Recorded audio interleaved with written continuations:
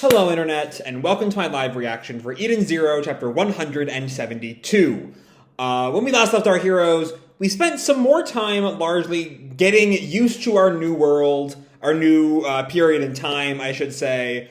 We see some more post-time skip designs from Sister and Jean and Laguna and Clean. And we see, Rebecca as this actual popular YouTuber.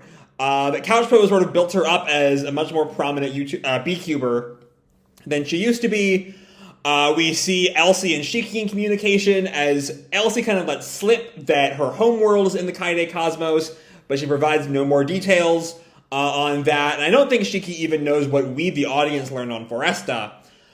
We then get some of the first we get some dissatisfaction of how little progress the gang has made in actually catching Ziggy.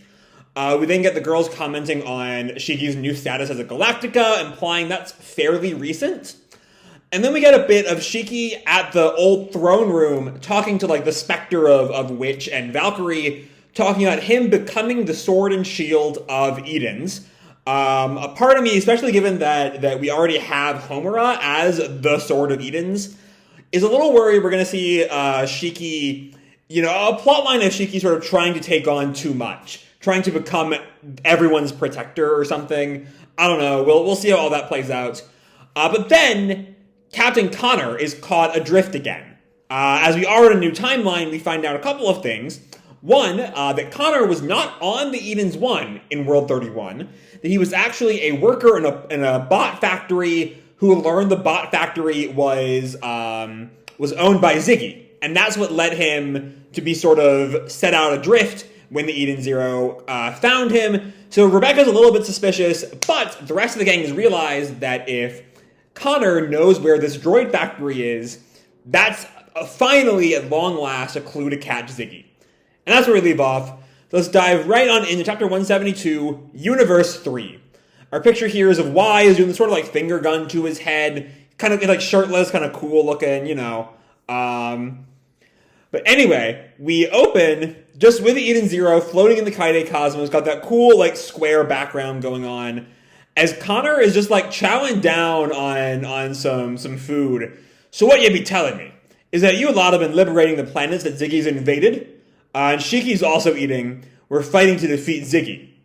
And Connor, who I'm guessing is just sort of, has heard about this to some degree. I had no idea they were such wee children. But he's more shocked at just how young everyone is. At this point, they're maybe in their early 20s. I was assuming they were all around 17 in pre-time skip. So I guess now they're all around 20 years old, which is still pretty damn young. Wise presses, so tell us where we can find this robot factory already. And Connor tells him, I'd be happy to oblige, of course, but I hope you're not planning to go there. A very dangerous place that be. But Homura pushes back, we know of the danger. And his sister tells him, if that factory is where they're making Ziggy's soldiers, it's bound to have a clue to finding him. And Hermit adds in, and that's exactly what we've been looking for these last 3 years. And Pino also, I love Pino here, just slurping her drink. Is the cup is the size of her torso, but she's still drinking. If we don't defeat Ziggy, peace will never come to the cosmoses. I love the plural of cosmos. It's kind of an awkward word, but it works. Anyway, Connor tells them, Yar, it be a living factory. The very planet itself produces soldiers automatically. The perpetual motion machine, the planet Lendard, which I'm trying to work out any kind of pun there, or any kind of reference in the word Lendard that would make sense as to its role in any way. We've had a little bit in the past with simple things like Sandra and Foresta. But I don't know. I've got nothing for what Lendard could refer to. But Shiki just sort of takes that knowledge in. The planet itself is the droid factory. So the question is, why was Connor needed to run it? I don't know. He might go on. But before that, we cut back to Rebecca, who is notably not in the room with Connor. She's on a video chat with Noah, Master of Adventurers Guild Shooting Starlight, Noah Glenfield. It's good to see you again, Rebecca. I watch your videos from time to time. And Rebecca gets cut straight to the point. Master Noah, what number world are we in right now? Because of course she's a little bit confused about about Connor, who should not be here unless the world has changed in some definitive way. I do want to talk. I meant to when I saw the video, the chapter title this morning. I want to talk a little bit about that. I didn't hear though. Universe 3. So there's two possible routes for this. The most likely, I think, is that universe numbers change when there's a even greater change than with world numbers.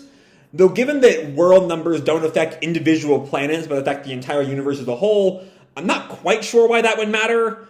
Or what exactly the distinction would be between a world change and a universe change.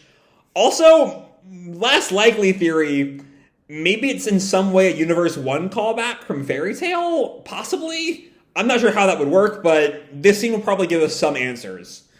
Anyway, you don't beat around the bush. And then he thinks, good question. Circumstances have changed a bit. And that gets Rebecca questioning. I've done some research since we last talked. And the numbering system you're familiar with. We are now in world number 416.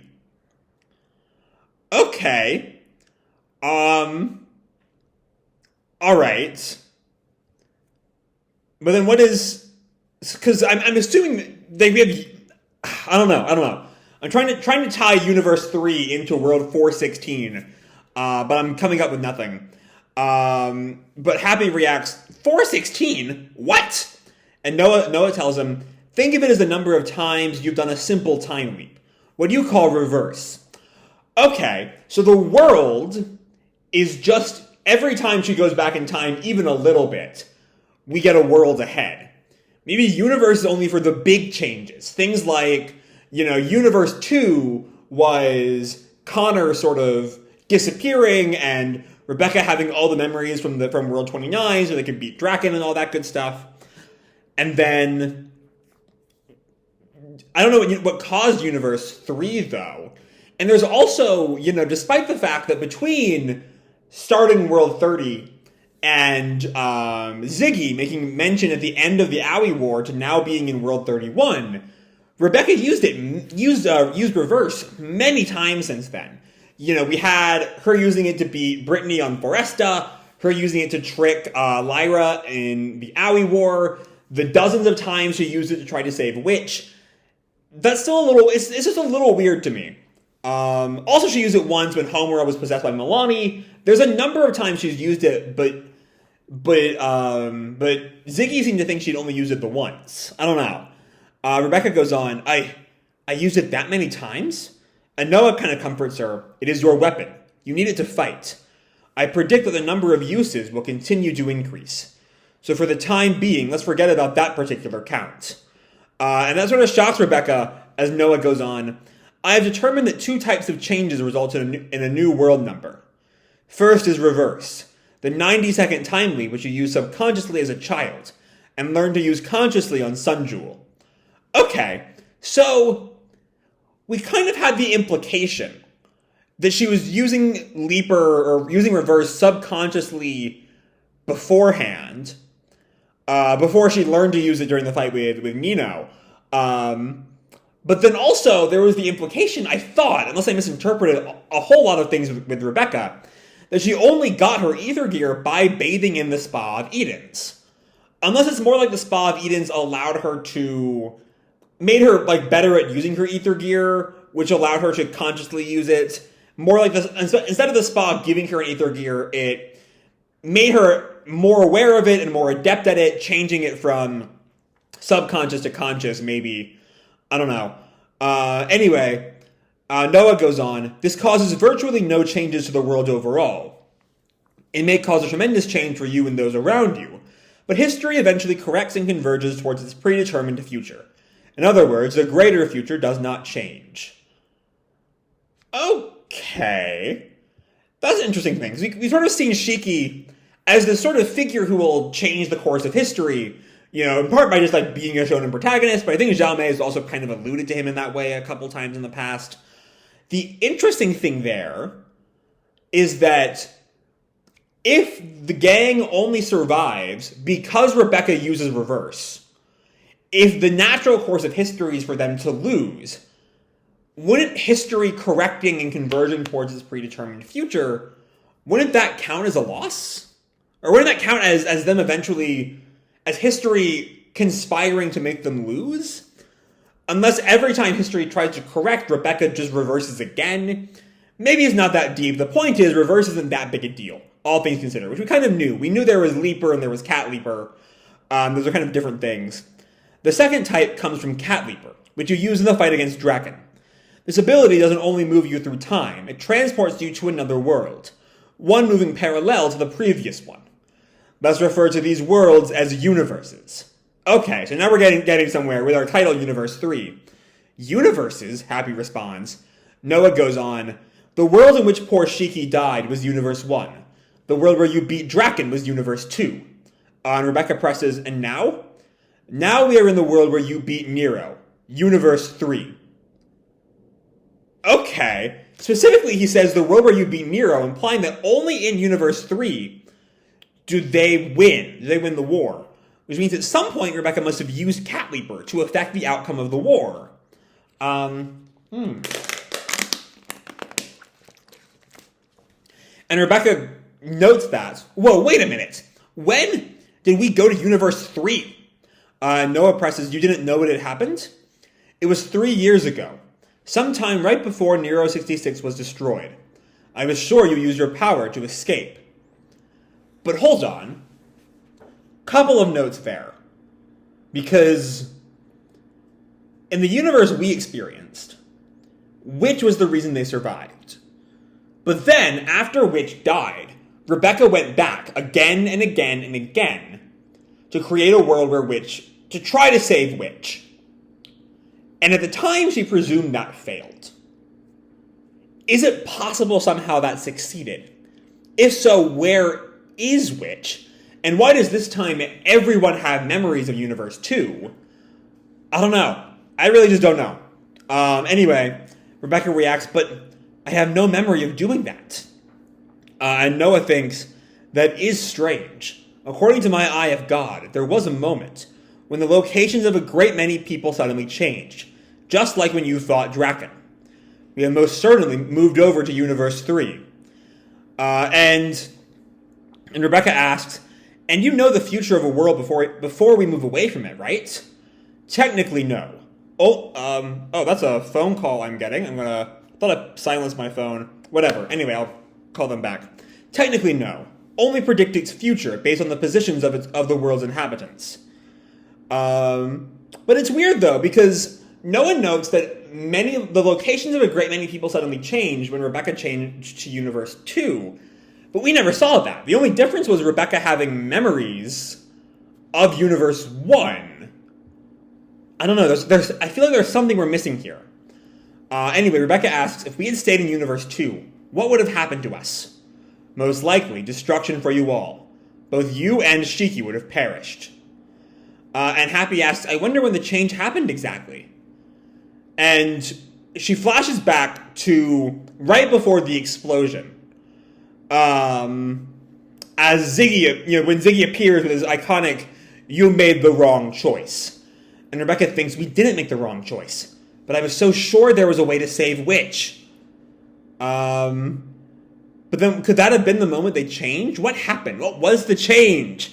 I know it's supposed to be a mystery, but it's driving me mad. Anyway, Rebecca goes on, now, about Mr. Connor. Yes.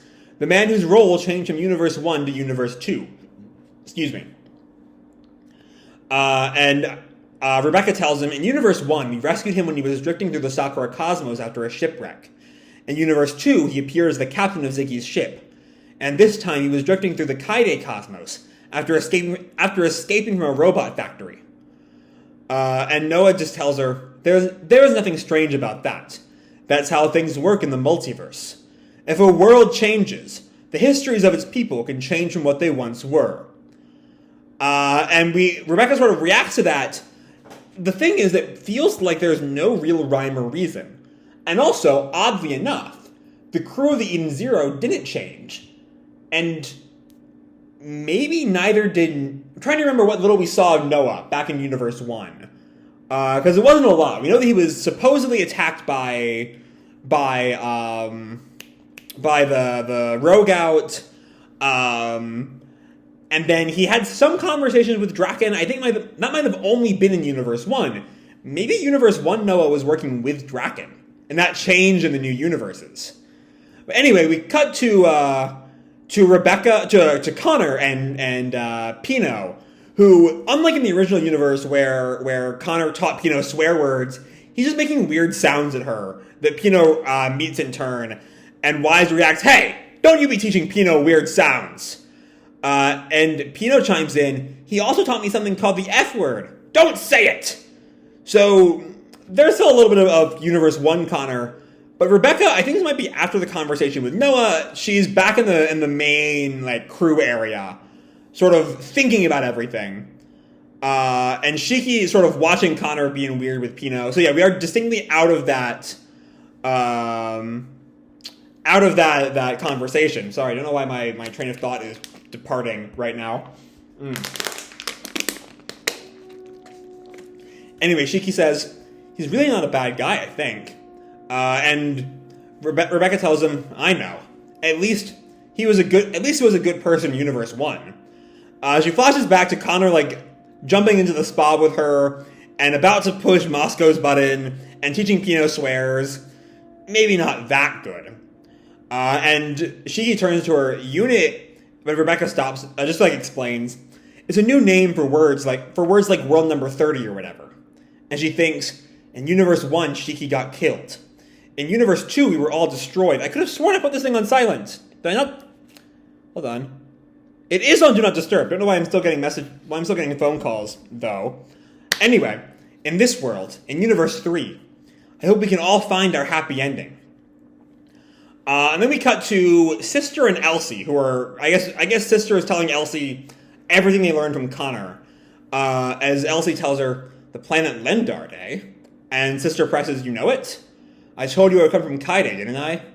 Lendard was always an industrial planet, but I heard it stopped operations several years ago." And Hermit tells her because Ziggy took it over and turned it into a skeleton army factory.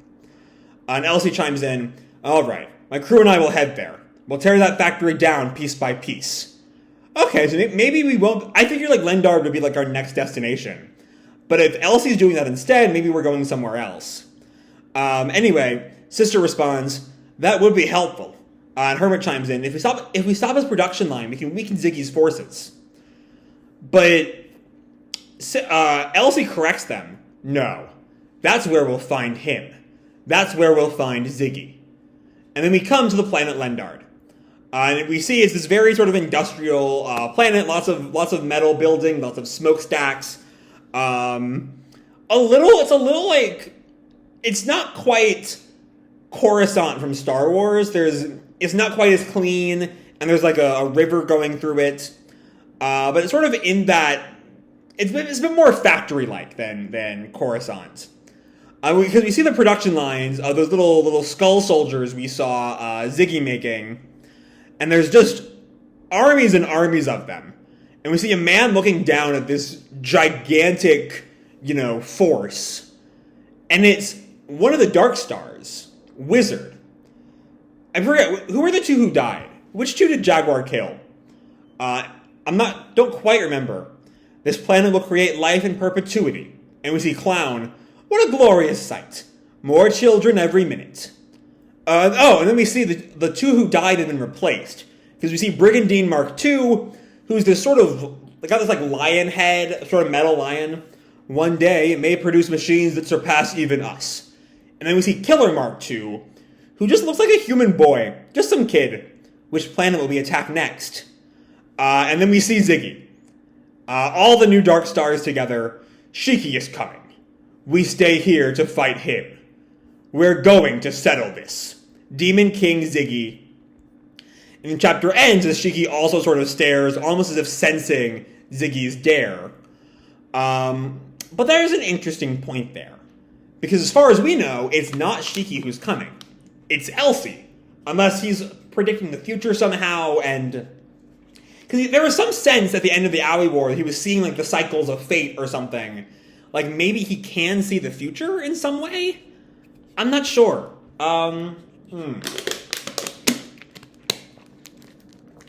don't know. Anyway, there's a whole lot here. Let's talk about the last bit first, because there's not a whole lot there. It's just sort of, setting up. Right now, Ziggy is on Lendard. And if that's where the gang is going, then perhaps a final confrontation with Ziggy is a hell of a lot closer than I thought it was. Because if they're going to Ziggy's base, I mean, maybe they go to Ziggy's base, they fight, and they mostly win, but Ziggy still gets away. But I don't know. I mean, we've all been kind of acting under the assumption that Ziggy is like the big bad, because he's been acting as the big bad this whole time. At least since the Eden's 1 arc. But maybe he's just like, not quite arc villain levels, but just one step, like I'm in my One Piece anime watch, I just got to Alabasta, right, which, best arc right there.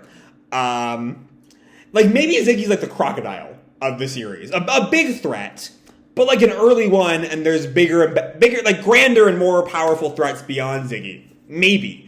Again, I'm just kind of guessing. I could be way off base, because again, it has kind of seemed like Ziggy was maybe the big bad of Eden Zero. But maybe I'm just off a little bit. I don't know. It looks like a confrontation with Ziggy is coming. Whether it is the final confrontation or it's just a smaller skirmish, and Ziggy gets away and continues his reign of terror later or something, I don't know. But we are coming on Ziggy's home base. We're going to settle this, Ziggy says. So, a lot to look forward to there. Before that, though, there's a whole lot of exposition that Noah has to dump on us. We do get, again, a little bit of Connor revealing Lendard, but then it's all talking about multiverses and parallel universes and the difference between world changing and universe changing. There's all kinds of stuff here. All of it's very important, of course. Most importantly, or most interestingly to me, is the mystery of what changed? What was the moment that things became Universe 3? What happened? Because Rebecca seemingly has no memory of it. And unless there's some other Leaper running around, which we don't know enough about Cat Leaper, to know that's even a possibility. Unless that is a possibility, it must have been Rebecca, but when? Rebecca repeatedly noted how she failed to turn back time in her bedroom scene with Shiki at the end of the war. So something's going on here. I think the most likely theory I'd say is there's another Leaper, though just because I don't know when Rebecca would have done that, when Rebecca would have done the universe change, but also maybe she did and she just doesn't have the memory this time, and we only saw like history as this Rebecca remembers it or something. I don't know. There's a lot of mysteries there, and it's going to be. If it feels like the kind of mystery there's going to be a long time to figure out, is my guess. This is not going to be some mystery that gets resolved in an arc. It's gonna last a while, maybe. But yeah, I am also a little bit curious. Normally, most multiverse stories, right? Oh, sorry. Most multiverse stories have distinct points of like how everything changed. The What If Marvel series is all, here's how everything changes if we do this thing differently. But we don't really have that kind of what if moment here. The changes to people, they're not quite random, but they don't seem tied to anything. Like it's unclear what exactly changed, what Rebecca did that caused, or I don't know. It's almost like these universes don't start from any kind of what if point, but are just completely not quite independent, because they're all similar enough, but all, I don't know, not random, just weird changes, weird random changes. It feels random more than anything else, but like tied together. Like, I don't know, bear with me here, like a narrative or something. Like, I'm trying to find the right way to phrase this. Like, Connor has a similar role in all three universes. In all three, he's tied to Ziggy somehow. In Universe 1, he was the captain of the Eden's 1, but the Eden's 1 was destroyed. In Universe 2, he is still captain of Eden's 1, but the universe wasn't destroyed. In Universe 3, he was working for Ziggy and then escaped from him. Like, there's no...